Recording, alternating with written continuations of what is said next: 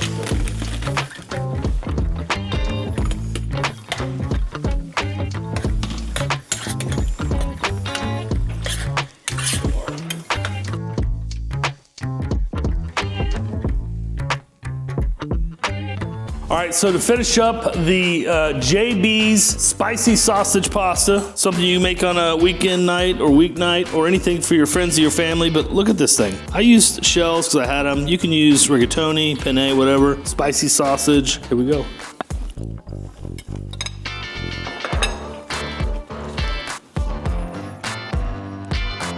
That is damn good. Super easy. Thanks to my buddy John for giving me the recipe. Make it at home. Enjoy MF Cooks. That was perfect.